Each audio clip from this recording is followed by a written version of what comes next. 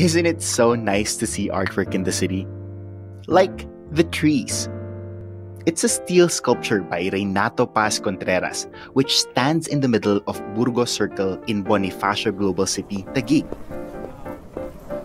The tree trunks rise from a patch of grass, their branches intertwining into a shared canopy of leaves. You've probably seen it on a night out with friends. But what lies underneath, hidden from sight?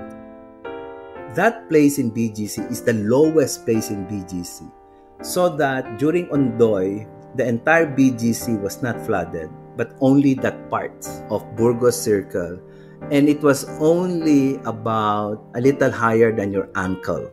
Underneath that art piece is a detention tank. That's the size of 8 Olympic-sized swimming pools. 8.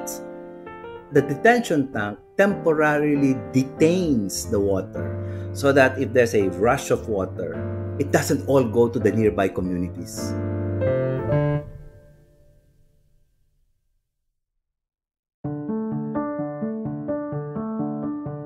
I'm Carl Sayat, and you're listening to the first episode of Estate of Mind, a podcast from Ayala Land Estates, powered by Puma Podcast. On Estate of Mind, we imagine and redefine our urban spaces, what they should feel like, what they can be, and what we can do to make them a reality.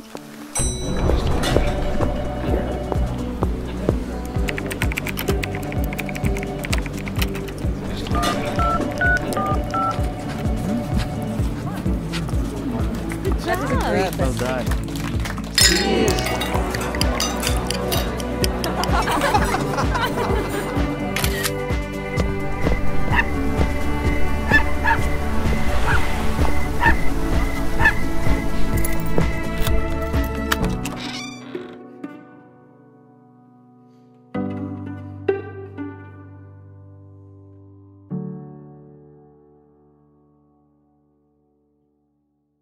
Manny Blas, the man you heard earlier in this podcast, has worn many hats. He's the head of sustainability for Ayala Land. In the course of his career, he was in charge of the operations of Bonifacio Global City and was responsible for minding the safety and concerns of commuters catching their daily rides along Ayala Avenue. Manny knows, in other words, that nothing impacts land like humans trying to change and manage it, whether it's in the name of surviving, living, or even developing. And when you develop a piece of land and you have concrete, the land doesn't anymore absorb the water, right? It just glides through the concrete and it goes to your communities nearby and they get flooded. But you don't want to do that, right? So there's a detention tank that temporarily detains all of this volume of water, and then it spews it out at a certain rate so that the nearby communities don't get the flood, don't get the water at a much faster rate than they can absorb. The glaring and everyday challenge to sustainability officers in land development, therefore, is obvious. How and where is balance to be achieved? Or is it even close to possible?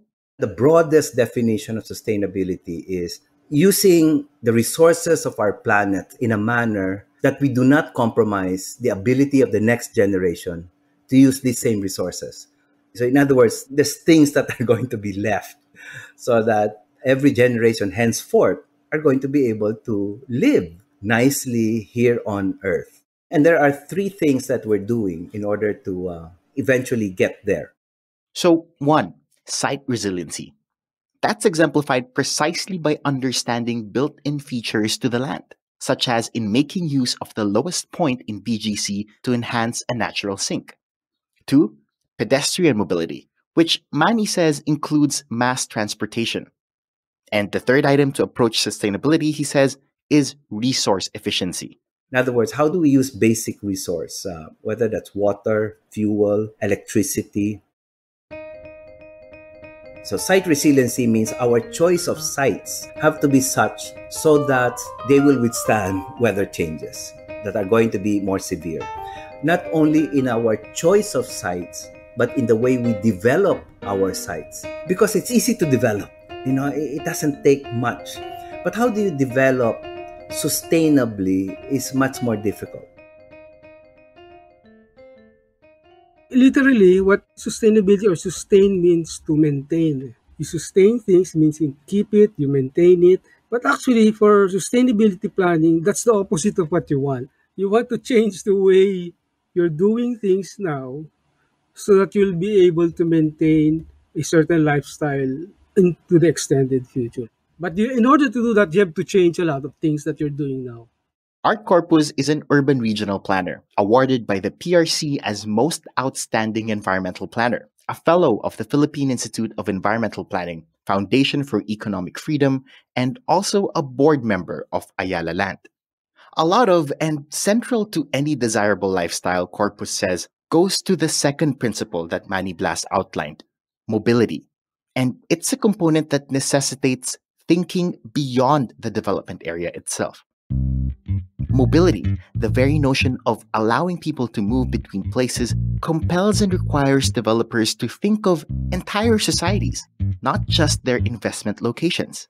The cities are just components of a region. Region is composed of urban areas and non-urban areas. So hindi mo dapat sila ipaghiwalay. Nag-iiba lang yung scale.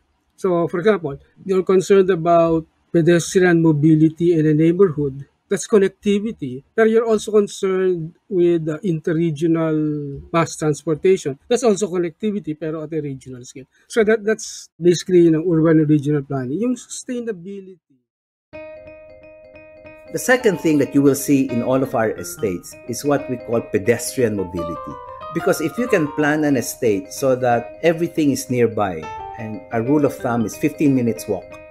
If instead of, you're inside a village and you wanted to buy medicine and you have to take your car, drive out to the nearest drugstore in order to buy your medicine, if you can just go down an elevator and walk 5 minutes to a drugstore, you've saved the carbon that you would have discharged if you got your car. So pedestrian mobility is something that we feel very strongly about. Pedestrianization includes bike mobility and personal mobility devices. And we took the opportunity to do that during the pandemic. You will see in Ayala Avenue now, the outer lane is dedicated for bikes. In BGC, you'll see the same thing. And right now, we're just doing it temporarily by putting in those bollards. But in our newer estates, you will see it built in as part of the road infrastructure. If you ask me, what was the most significant contribution I've done in Makati when I was managing it? What I can tell you is organizing commuters queuing in Ayala Avenue so that if you are going to Baclaran, it's in this line. You have bollards that organize people. Before, when it was every man, woman, and child for himself and herself rushing to the arriving bus, now which is organized. And of course, within the development itself, mobility is central to a thriving city, or even just a village or neighborhood. The living environment itself must in fact encourage people to move.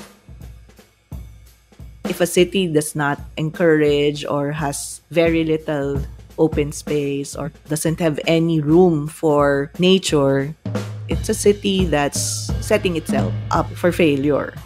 If a city does not enable its people to move around freely, then that's a non-sustainable city at this point. But if it has the means to turn itself around at some point so that it can restore nature, people can start living there again because they can get around, then that's a sustainable city. I'm Anna Gonzalez, Ayala Land Sustainability Manager. I've been managing Ayala Land Sustainability Initiative since 2011. My background is I'm an architect and an urban planner, but I've had many years of experience in policy research, project development, and project management. For example, yung Makati CBD was originally planned as a car-oriented city years ago because that was the thinking back then. Progress means there will be cars. Progress means that there's a lot of steel and cement. So it was designed as a car-oriented place. In the 1990s, when Ayala Land started to have its own planning team, the planning team of Ayala Land identified that what would solve the traffic problem in Ayala Avenue and in the Makati CBD was actually to take away a few streets and turn them into walkable areas.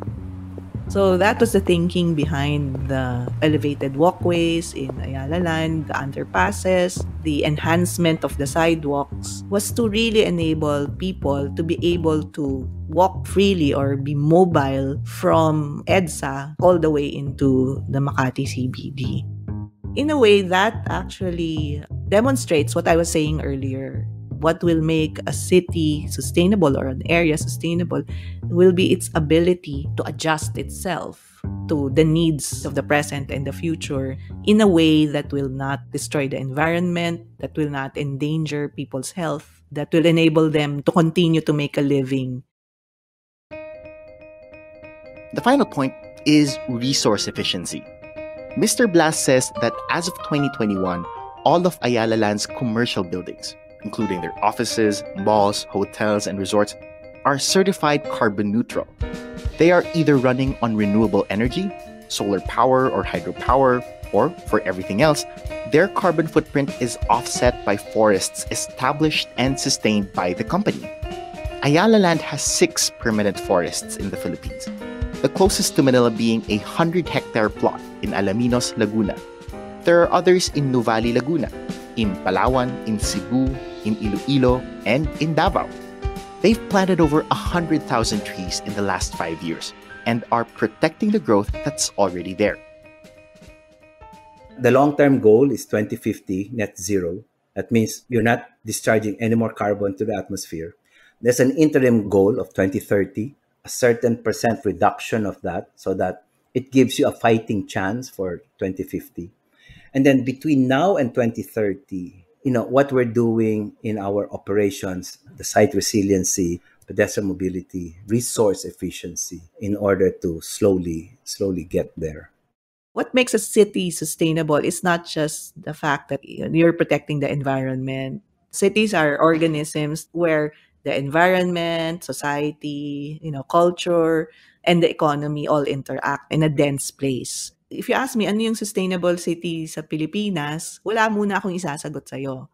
Kasi that is something that will be judged by history. There are examples of cities which, at a certain point may be environmentally degraded, but because of the mindset, they can actually turn around and make that city thrive again. For example, London, Thames River was so polluted, but they were able to bounce back. I think in the past few decades, they started a cleanup of the river, and now it's a thriving ecosystem again. I can describe it. Maybe, we can qualify what a non-sustainable city is at this point. Unfortunately, because there are so many other people or other uncontrollables, things that we cannot control as a company, climate change is going to most likely happen. And therefore, our responsibility as a company is to make sure that we are protected by coming up with projects that are resilient to climate change. By resilience, we mean, we can bounce back immediately after any event. So our projects are actually ready to respond. Not only are they designed so that they're protected against flooding or geohazards, they're more than compliant. They're already designed taking in consideration sea level rise. Not only are they designed that way, they're also operated in such a way that our personnel are ready. There are scheduled drills to make sure that personnel are ready to respond anytime. It's the same for waste, Ms. Gonzalez says.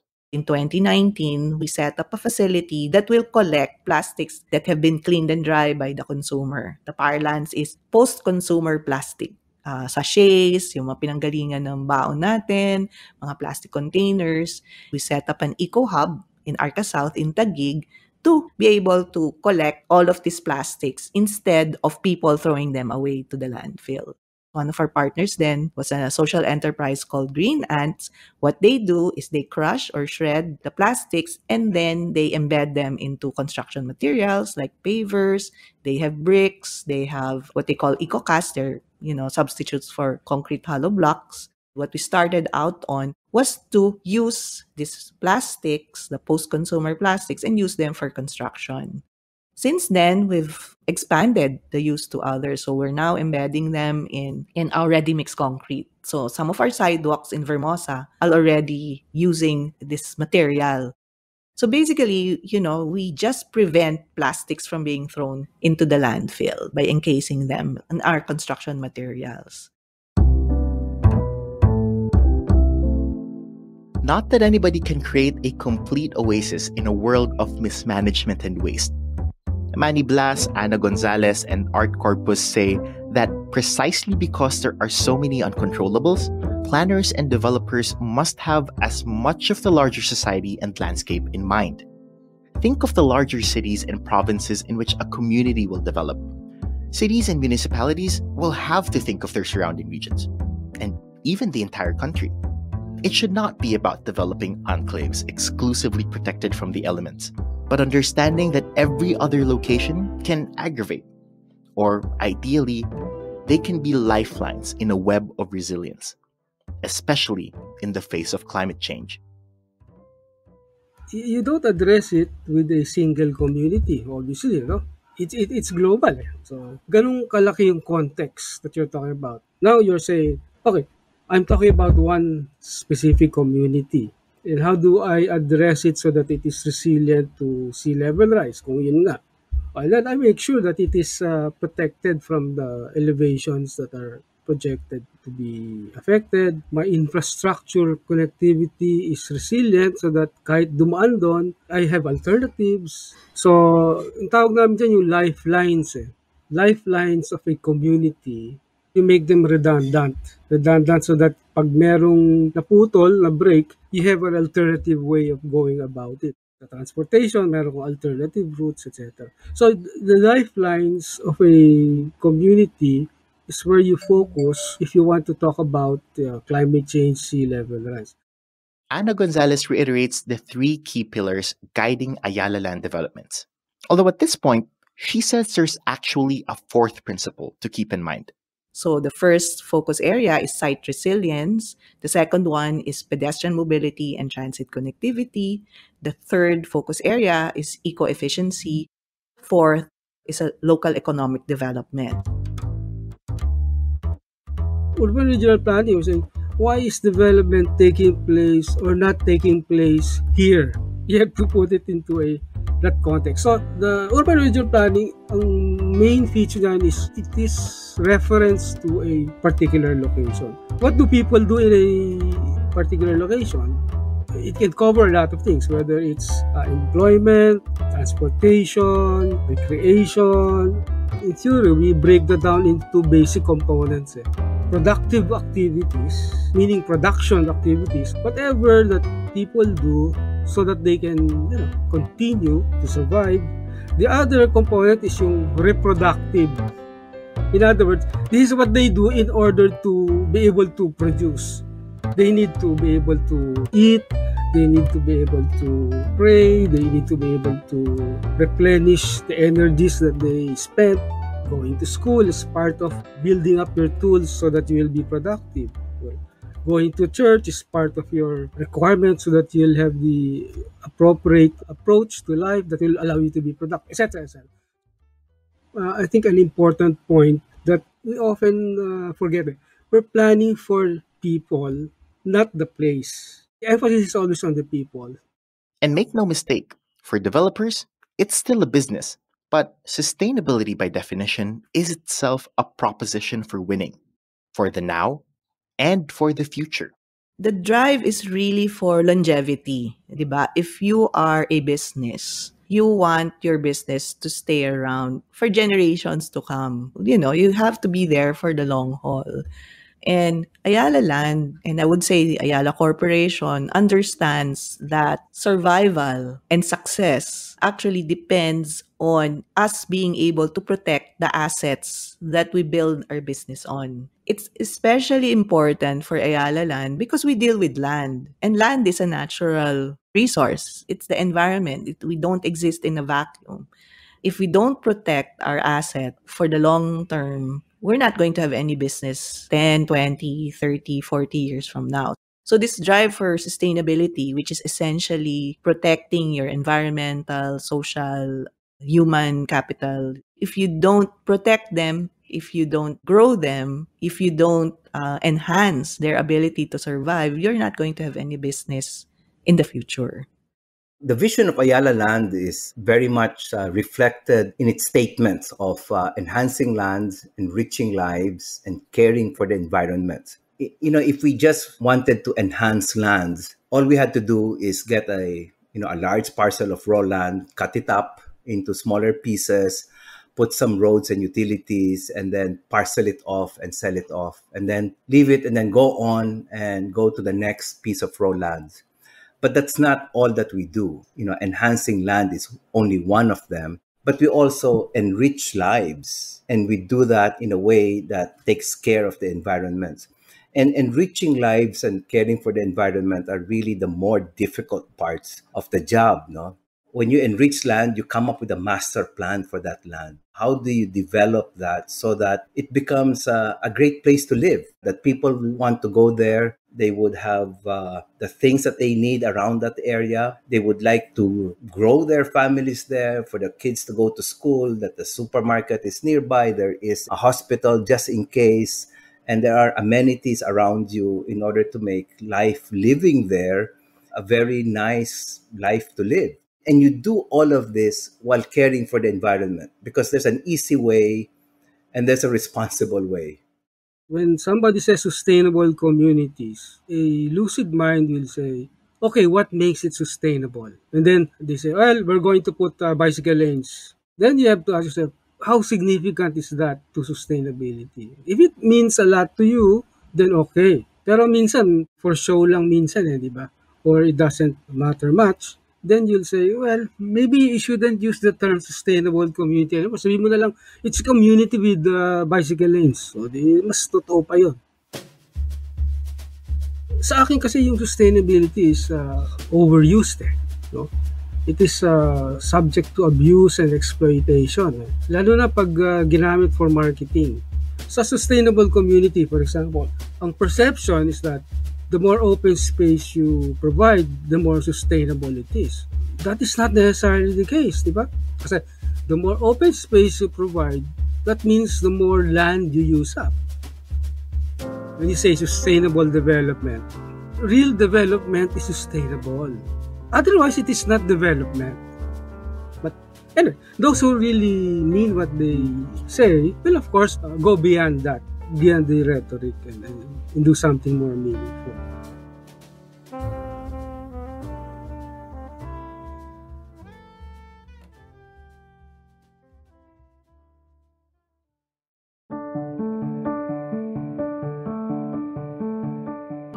And that was the first episode of Estate of Mind, a podcast from Ayala Land Estates, powered by Puma Podcast. This episode was written by Trisha Aquino, with editorial support from Robbie Alampay. It was put together by audio editor Nina Toralba. Join us as we imagine and redefine our urban spaces, what they should feel like, what they can be, and what we can do to make them a reality. Subscribe to Estate of Mind on Spotify, Apple Podcasts, Google Podcasts, or wherever you listen.